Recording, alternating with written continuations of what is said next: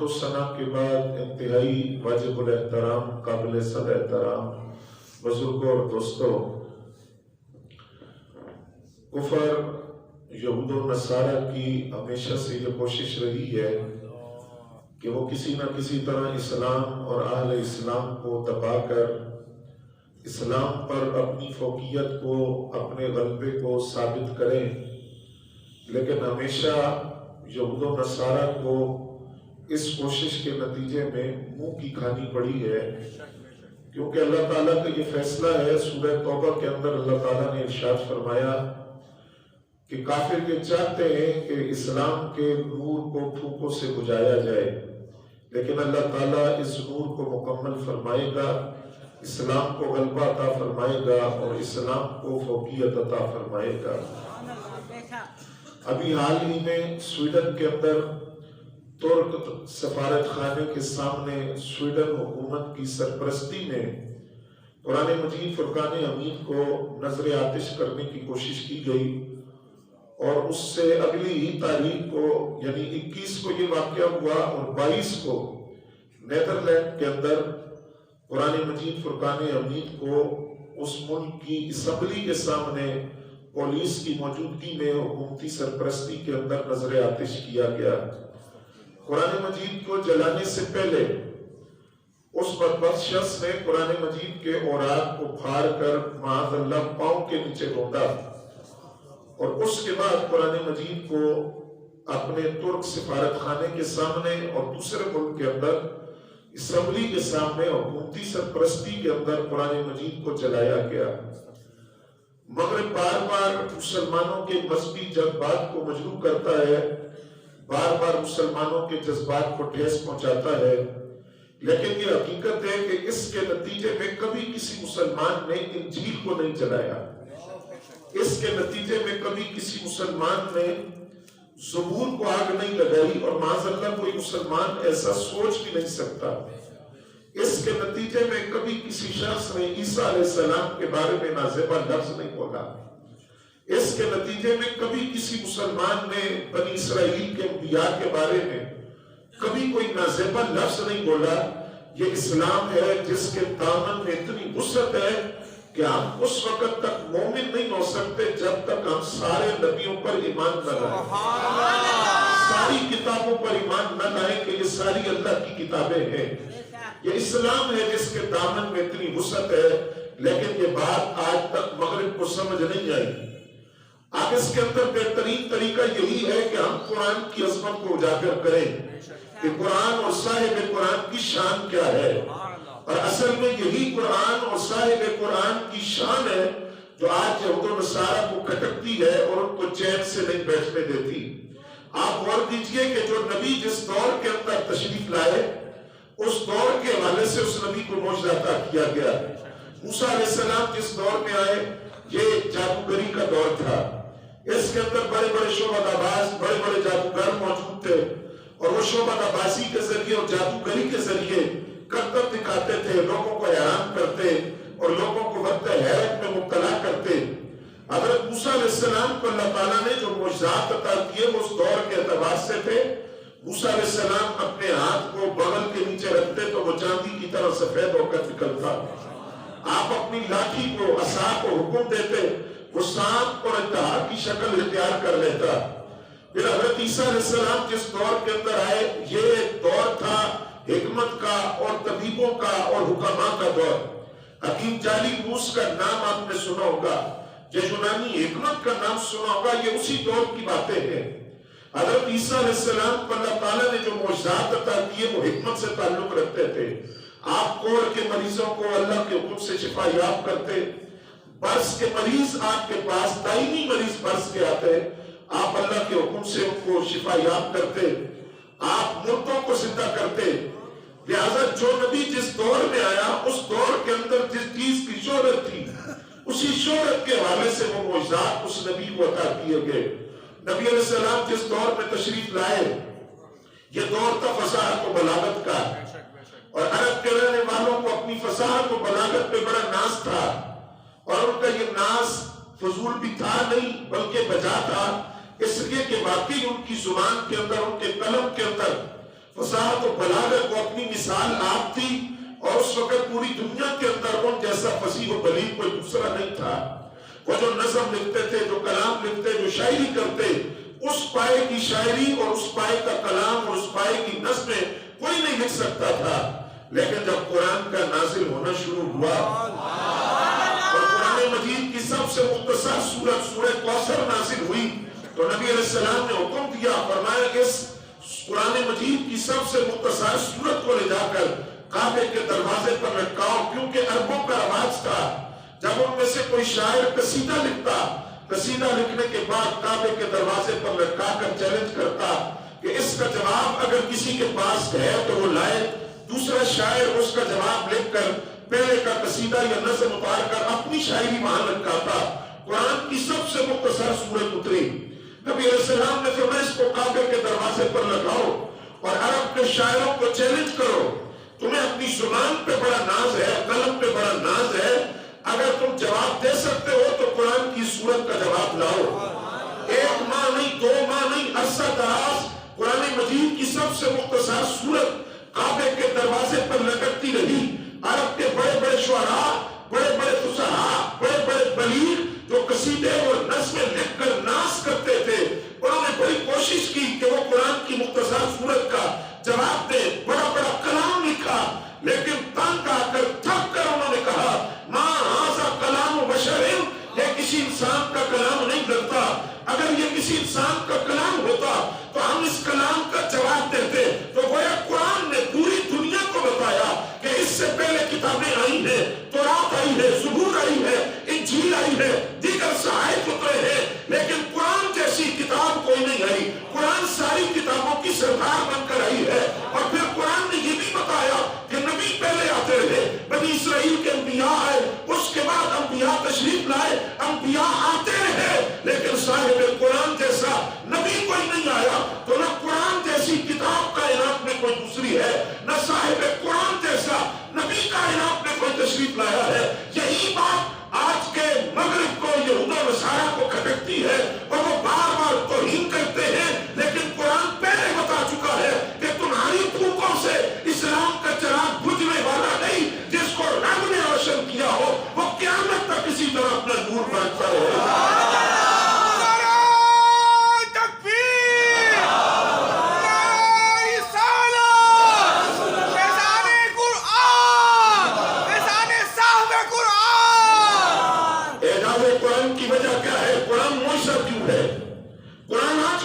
ہے آج صدیوں گزر گئی، قرآن نے چیلنج کیا خود، قرآن نے کہا کہ اگر تم قرآن سے مقابلہ کرنا چاہتے ہو تو قرآن کی مثل لاؤ، نہیں آئی آواز آپ کی؟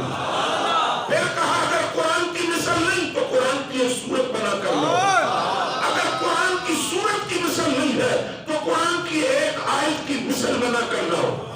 عربوں کے اندر بلکہ پورے عالم میں کفر کو چیلنج کیا گیا، آج تک قرآن کو جلانے کی بات تو کرتے ہیں، لیکن قرآن کی ایک سورت اور ایک آیت کی مثل بلکہ ایک لفظ کی مثل بنا کر نہیں لا سکے۔ قرآن کے معجزہ ہونے کی 2 بنیادی وجوہات کیا ہے؟ پہلی وجہ یہ ہے کہ جتنی کتابیں اتری ہیں وہ تورات و زبور و انجیل ہو، میرا چیلنج ہے آج وہ اصلی حالت کے اندر موجود نہیں ہے، ان کے اندر تحریف ہو چکی۔ ان کا اپنا حال یہود و نصارہ کا یہ ہے جو قرآن کو جلانے کی بات کرتے ہیں، ان کی اپنی کتابیں محفوظ نہیں ہیں۔ اب سوال یہ ہے کہ ان کی کتابوں کو کس نے بدلا؟ یہ خود بدبخت ہے، اپنی بدبختی کی بنیاد پر انہوں نے اپنی کتابوں کو بدل ڈالا۔ کیوں؟ اس لیے کہ جو مرضی ان کی آیت جو ان کی مرضی کی نہیں تھی، اس آیت کو نکال کر اپنی منمانی باتوں کو آیات کا نام دے کر اپنی کتابوں میں شامل کیا، اپنی کتابوں کو بدل ڈالا۔ اگر آج دنیا کے اندر کوئی آسمانی کتاب محفوظ ہے، اگر دنیا کے اندر کوئی کتاب جس طرح 1400 سال پہلے اپنے نبی کے سینہ اقدس پر نازل ہوئی آج بھی وہ کتاب اسی طرح موجود ہے، تو وہ صرف قرآن ہے، تو جس طرح حضور کے سینہ اقدس پر اترا تھا اسی طرح آج امت مسلمہ کے سامنے موجود ہے۔ سرکار کی آمد، یاسین کی آمد، طٰہٰ کی آمد، شان قرآن۔ اس کا ایک لفظ نہیں بدلا، ایک زبر کوئی نہیں بدل سکا۔ قرآن کی زیر کوئی نہیں بدل سکا، قرآن کی پیش اور جزم کو کوئی تبدیل نہ کر سکا۔ جس طرح قرآن رسول اللہ کے سینے اقدس پر اترا، قرآن اسی طرح آج موجود ہے۔ اور دوسرا قرآن کا اعجاز یہ ہے، معجزہ ہونے کی وجہ، تورات کسی یہودیوں کے عالم کو بھی زبانی یاد نہیں ہے، آواز نہیں آئی کوئی۔ انجیل عیسائیوں کے کسی پادری کو زبانی یاد نہیں ہے، اور اسی طرح زبور ہو، تورات ہو، وہ یہودیوں کے علماء کو زبانی یاد نہیں ہے۔ یہ قرآن ہے جس کا اعجاز ہے کہ جس وقت الواح تورات، قرآن مجید فرقان حمید کی شان جو الواح تورات کے اندر، تورات کی وہ تختیاں جو موسیٰ علیہ السلام کو دی گئی، انہوں نے الواح تورات کو کھولا اور تورات کی تختیوں کو پڑھا، تو تورات کی تختیوں کے اندر یہ مضمون موجود تھا کہ ایک امت ایسی آئے گی، اس امت کے چھوٹے چھوٹے بچے اپنی مقدس کتاب کے حافظ ہوں گے، اپنی مقدس کتاب کو زبانی یاد کریں گے۔ اسی بات پر موسیٰ علیہ السلام نے اللہ کی بارگاہ میں عرض کیا تھا، یا اللہ یہ امت تو مجھے عطا فرما۔ فرمایا موسیٰ وہ تو کلیم اللہ ہے، یہ امت حبیب اللہ کی ہے۔ تو عرض کیا اگر یہ امت مجھے نہیں ملتی تو مجھے حبیب اللہ کی امت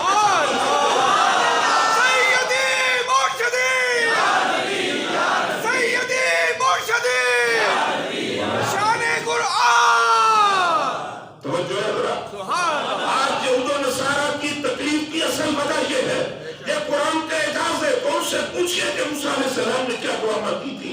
کیا موسیٰ علیہ السلام نے یہ تمنا نہیں کی کہ مجھے اس امت کے اندر شامل کرتے، جو امت کے چھوٹے چھوٹے بچے قرآن کے حافظ ہوں گے؟ اور آج کے یہ یہود و نصارہ جنہوں نے قرآن کو جلا کر کبھی قرآن مجید کو جلانے کی بات کی، کبھی دریا میں بہانے کی بات کی، کبھی نبی علیہ السلام کے خاکے بنانے کی بات کی، اصول یہ ہے کہ دنیا کے اندر وہ عبرت کا نشان بن گئے، دنیا سے ان کا نام و نشان مٹ گیا۔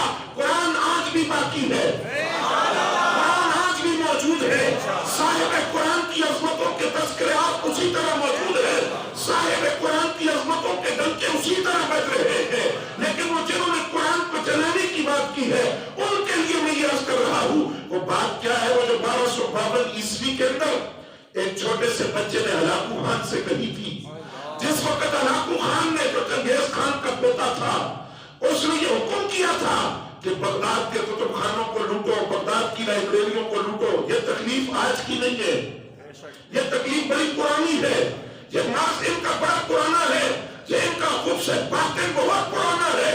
ہلاکو خان نے اپنی فوج سے کہا کہ بغداد کے کتب خانوں کو لوٹو، بغداد کی لائبریریوں سے کتابیں نکالو، بغداد کی مدارس اور خانقاہوں سے کتابیں نکال کر جو مسلمانوں کا علمی ورثہ ہے، اور بغداد جو مسلمانوں کے علم اور روحانیت کا مرکز تھا، یہاں کے بغداد کے کتب خانوں کو اور مدارس کو، خانقاہوں کو تباہ و برباد کرو، اور یہاں سے قرآن کے نسخے جو تمہیں ملے وہ نکال کر لاؤ اور ان کو جلا کر راکھ کر دو۔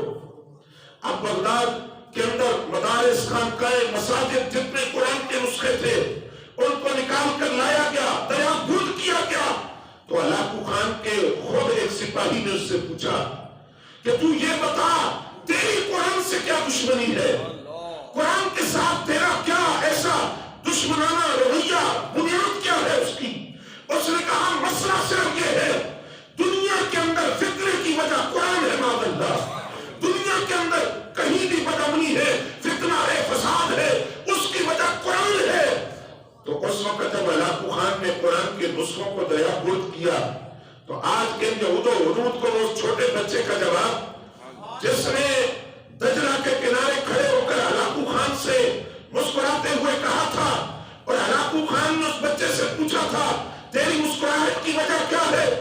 حالانکہ تیری مقدس کتاب ہے قرآن، وہ جلایا جا رہا ہے، دریا گرد کیا جا رہا ہے، اور تو مسکرا رہا ہے۔ اس بچے نے کہا میں تیری سوچ پہ مسکرا رہا ہوں، تو نے بغداد سے سارے قرآن کے نسخے اکٹھے کیے، ان کو دریا میں بہایا، اور تو نے یہ سوچا کہ قرآن دریا میں بہا کر قرآن دنیا سے ختم کر دیا جائے گا۔ یہ تورات نہیں ہے جو صرف کاغذ پر لکھی ہوئی ہے، یہ زبور نہیں جو صرف کاغذ پر لکھا ہے، یہ انجیل نہیں جو صرف کاغذ پر ہے، یہ قرآن ہے، قرآن یہ صرف کاغذ پر نہیں ہے بلکہ اللہ نے اپنے نبی کے غلاموں کے سینوں پر لکھا ہے۔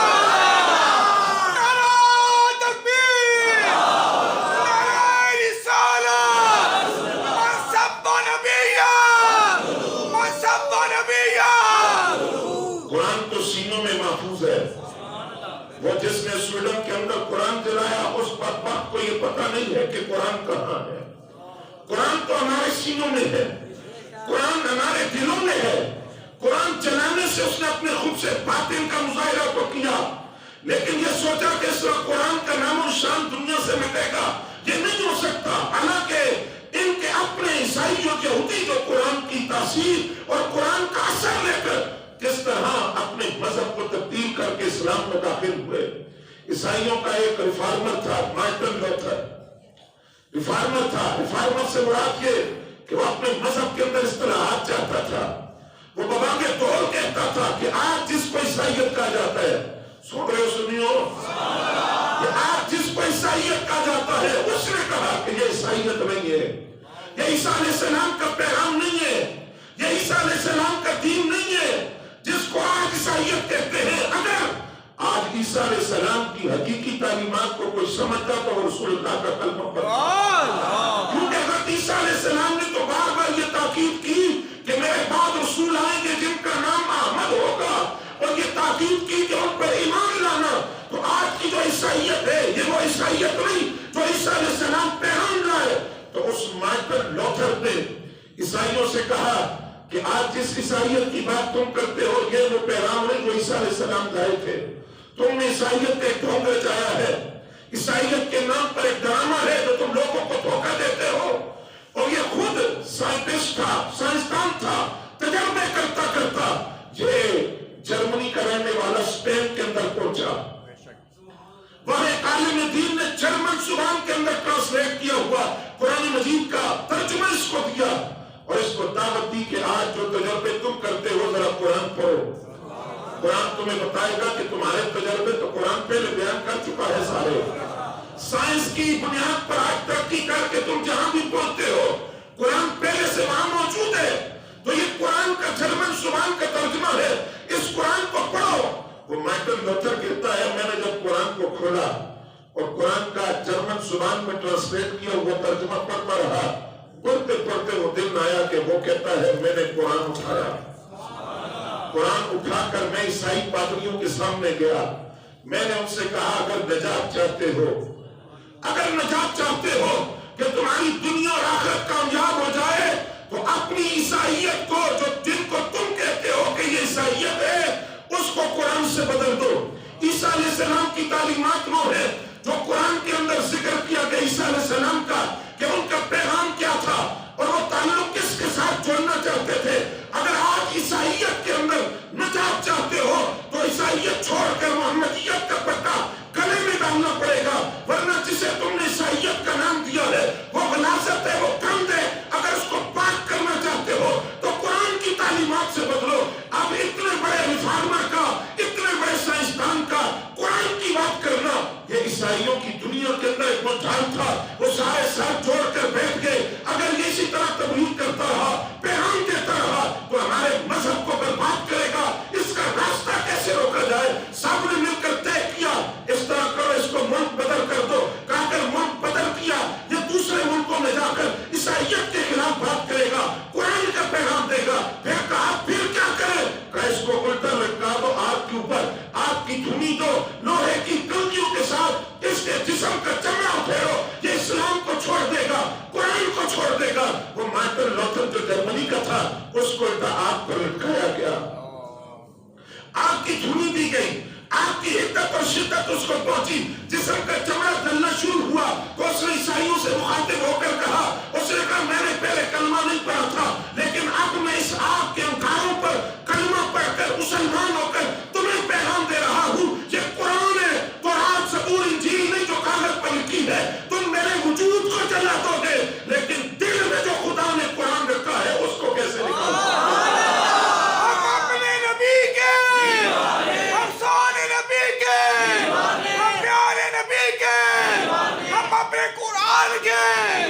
حضرت ابو طفیل عمر دوسی رضی اللہ تعالیٰ عنہ یہ قبیلہ دوس کے سردار تھے.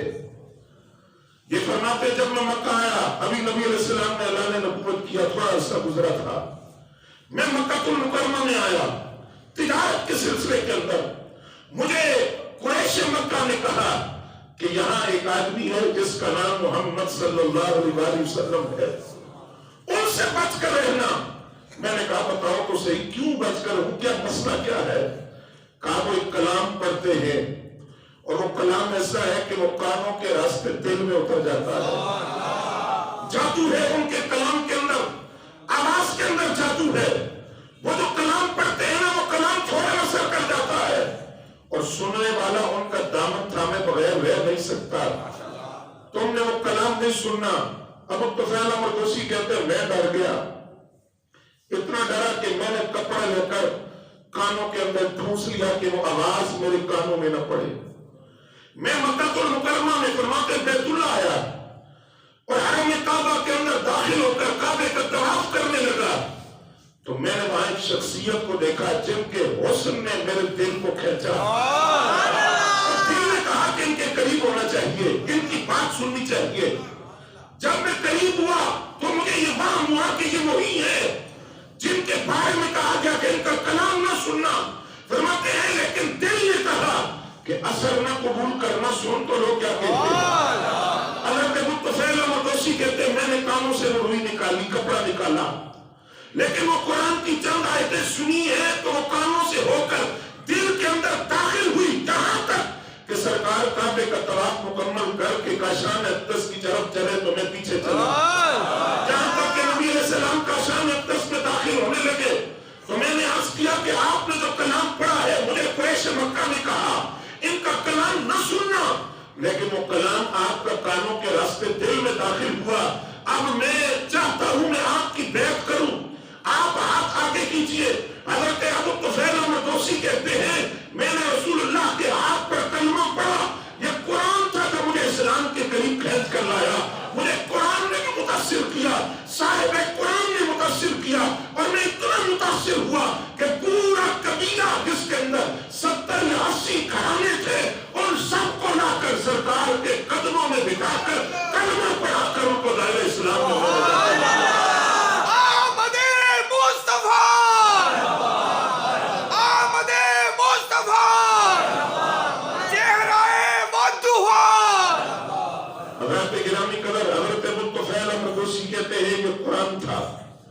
جس کی بنیاد پر پورا قبیلہ دوست اسلام کے اندر داخل ہوا، اور اس قبیلے دوست کے اندر ایک فرد کا میں نام لوں تو آپ سمجھے کہ اس قبیلے کی اس قبیلے دوست کے سردار تھے حضرت ابو طفیل مردوسی، لیکن اس قبیلے کے ایک فرد کو حضرت ابو ہریرہ رضی اللہ تعالیٰ قرآن کی تاثیر تھی کہ یہ پورا قبیلہ سرکار کے قدموں میں حاضر ہوا، کلمہ پڑھ کر دائرہ اسلام میں داخل ہوا۔ اور یہ قرآن ہے جس کا ادب کبھی جنت کا راستہ سیدھا کر دیتا ہے، جنت کے باغوں میں پہنچا دیتا ہے، اور یہ قرآن ہے جس کی بے ادبی اور توہین کرنے والے جہنم کے نچلے گھروں میں جاتے ہیں۔ یہ قرآن ہے جس کو جس نے سمجھا اس نے جنت کا راستہ اپنے لیے آسان کر دیا۔ اب چونکہ خواجہ غریب نواز کا اور اس کا دن بھی قریب ہے تو خواجہ غریب نواز رحمۃ اللہ علیہ کے ملفوظات سے یہ بات عرض کر رہا ہوں۔ خواجہ معین الدین چشتی اجمیری فرماتے ہیں جو سلطان محمود غزنوی تھا، جب وہ دنیا سے چلا گیا تو کسی نے خواب میں دیکھا اور پوچھا کہ تیری بخشش کا سبب کیا بنا، کس طرح تیری بخشش ہوئی؟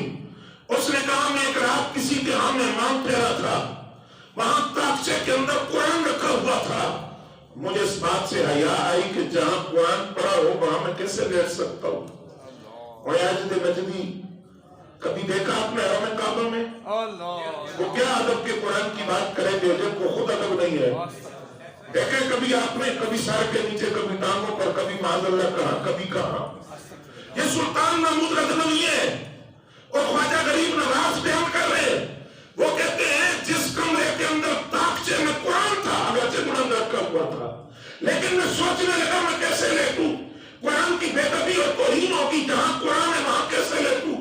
کہتے ہیں پھر میرے ذہن میں خیال آیا کہ میں قرآن کو اٹھا کر کمرے سے باہر کسی دوسری جگہ رکھوں۔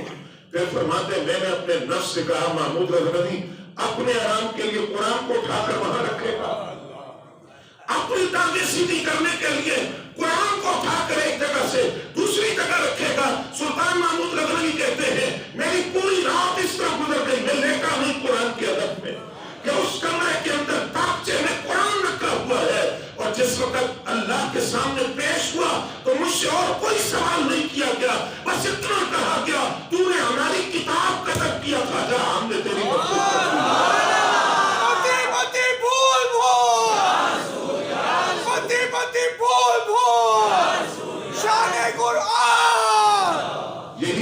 غریب نواز عطائے رسول فی الہند حضرت خواجہ معین الدین چشتی اجمیری رحمۃ اللہ علیہ اپنے ملفوظات کے اندر لکھتے ہیں، فرماتے ہیں فاسق و فاجر نوجوان تھا، اس کے کرتوت بظاہر ایسے نہیں تھے کہ اس کی بھی بخشش ہوگی، یہ بھی بخشا جائے گا، اس کی بھی نجات ہوگی، لیکن کل جب وہ بخشا گیا کسی نے خواب میں دیکھا وہ جنت کے باغوں میں ٹہل رہا ہے، اس کو بڑا عمدہ لباس پہنایا گیا ہے۔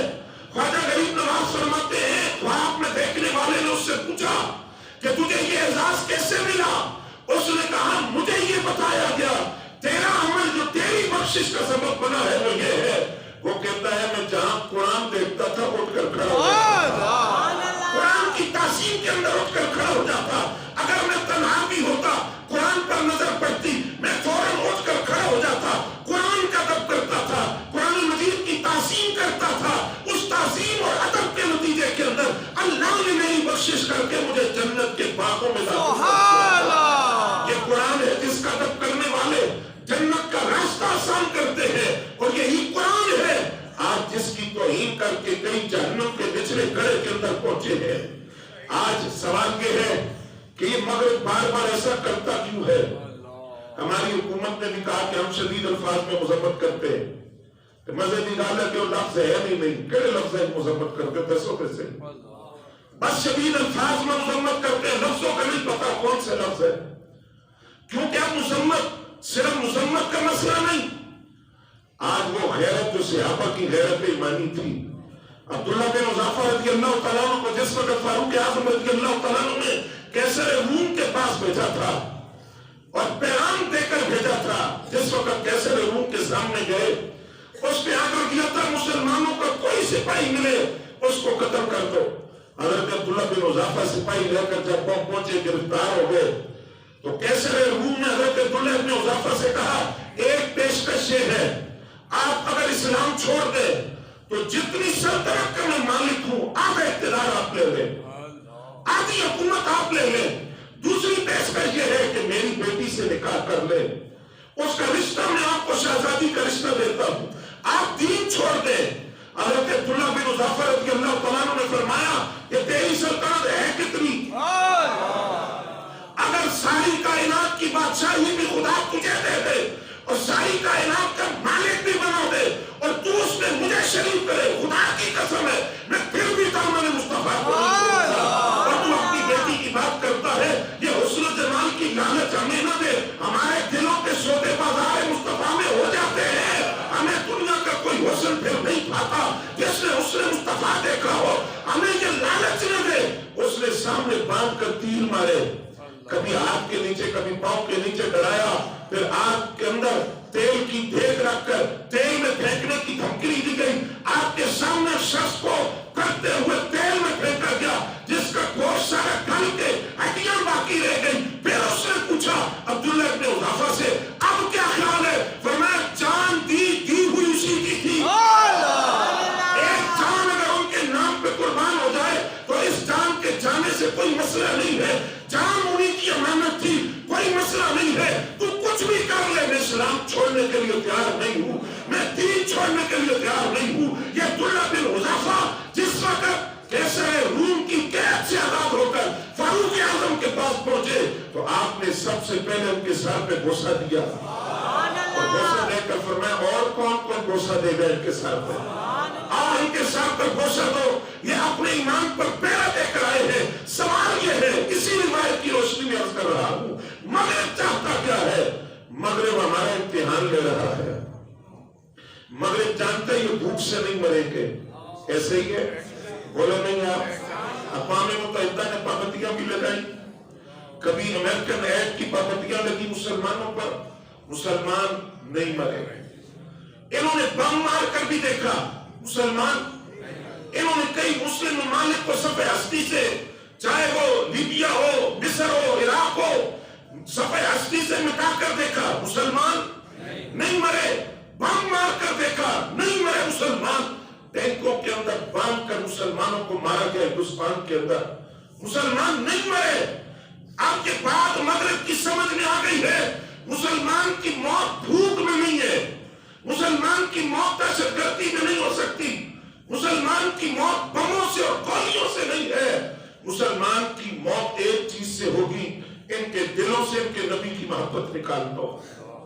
اقبال نے کہا یہ فاقہ کش جو موت سے ڈرتا نہیں ذرا، روح محمد کس کے بدن سے نکال دو۔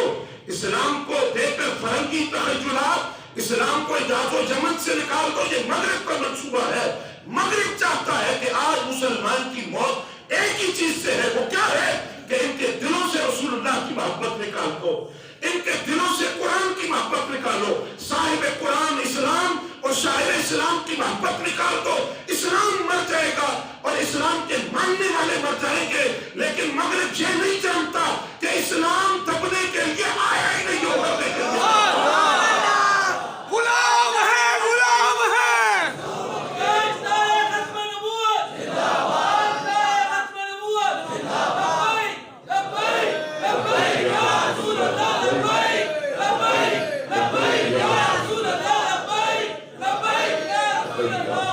حضرات گرامی قدر توجہ ہے، آج ایک تو ہم حکومت سے اپیل کرتے، سن رہے ہو میری آواز میں آواز ملائیں گے، تائید کریں گے میری بات کی، حکومت سے اپیل کرتے کہ چند لفظوں سے مذمت نہیں ہوتی، اور وہ لفظ بھی پتہ نہیں کون سے ہے، بس یہی کہا کہ سخت لفظ میں مذمت کرتے ہیں، آگے لفظ بھی نہیں ہے۔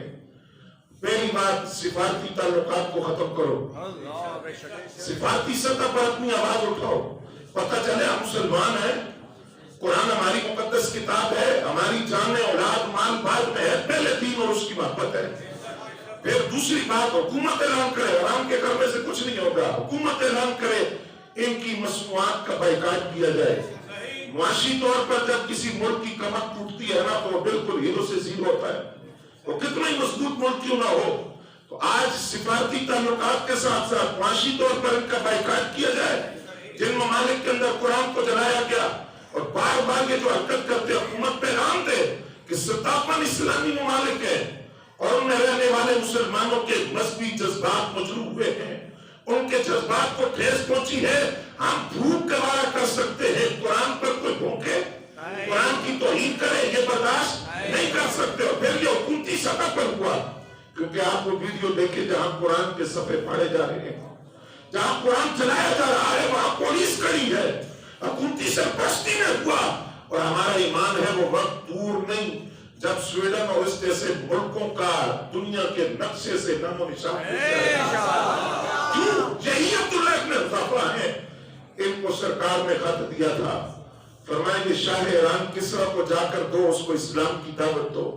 ہم نے تفسیر میں نہیں جاتا، صرف اتنی بات کہتا ہوں، خط لے گیا، شاہ ایران کسرا کو دیا، شاہ ایران نے خط کھولا، اس کے اندر لفظ تھے بسم اللہ الرحمن الرحیم من محمد رسول اللہ الہ کسرا عظیم فارس السلام والسلام من اتبع الہدی۔ لفظ یہ تھے آقا کریم کے اللہ کے نام سے شروع جو بڑا مہربان نہایت رحم کرنے والا، محمد رسول اللہ کی طرف فارس کے بادشاہ کسرا کے نام خط ہے، سلام اس پر وہ جو ہدایت کی پیروی کرتا ہے، اسلام کا پیغام دیا گیا۔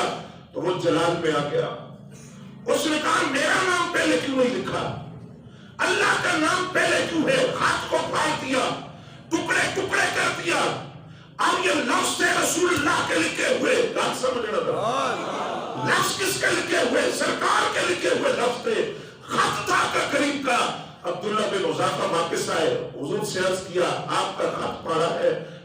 اس نے کسرا نے سرکار عالم صلی اللہ علیہ وسلم نے فرمایا مزق کتابی مزق اللہ ملکہ، جس نے میرا خط پڑھا ہے اللہ اس کی سلطنت کے ٹکڑے ٹکڑے کر دے، اس کی ریاست کے ٹکڑے ٹکڑے کر دے۔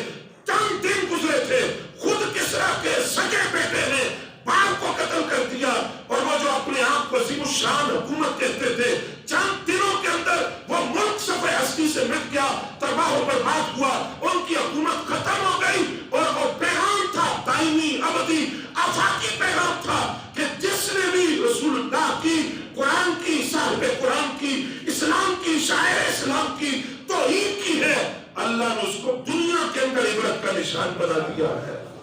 آج ہم نے کیا کرنا ہے؟ ایک تو یہ ہے کہ ہم نے صدائے احتجاج بلند کی، دوسری بات آج مغربی کلچر ہمارے گھر کے اندر ہو تو ہم کیا مغرب کے خلاف احتجاج کر رہے ہیں؟ ہم خود قرآن نہ پڑھیں تو ہم کیا احتجاج کر رہے ہیں قرآن کے بارے میں؟ خود ہم پورا سال قرآن کو ہاتھ نہ لگائے، بچوں کا رشتہ قرآن سے نہ جوڑے، بچوں کا تعلق قرآن سے نہ جوڑے، قرآن کے الفاظ نہ سکھائیں، قرآن کی تعلیمات نہ سکھائیں، تو سب سے بہترین احتجاج کا طریقہ یہ ہے، وہ چاہتے یہی ہے کہ قرآن ہمارے دلوں سے نکل جائے، تو اپنی اولاد کا تعلق قرآن سے جوڑ کر ہر گھر بازار کوچہ سے قرآن کی آوازیں بلند کر کے ان کے بتاؤں گے تم جو مرضی کر لو، قرآن ہمارے سینوں میں بستا ہے، قرآن ہمارے دلوں سے کوئی نکال سکتا ہے، اور یہ اسلام دبنے کے لیے زمانے میں آیا نہیں، اس کو جتنا دبانے کی کوشش کرو گے یہ اتنا ابھر کر سامنے آئے گا۔ نعرہ تکبیر، بلند آواز سے۔ آج ریلی بھی ہے، اس میں بھی شریک ہونا ہے آپ نے، اور بھی جو احتجاج جس طرح آپ ریکارڈ کروا سکتے ہیں، ہم یہ بات جانتے ہیں کہ ہمارے ہاتھ ان تک نہیں پہنچ سکتے، جانتے ہیں ہم یہ بات، لیکن آواز کو اپنی بلند کر سکتے ہیں، اپنی آواز بلند کر کے کل قیامت کے دن شرمندگی تو نہیں ہوگی نا کہ ہم چپ ساتھ کر بیٹھے رہے۔ نعرہ تکبیر، نعرہ رسالت،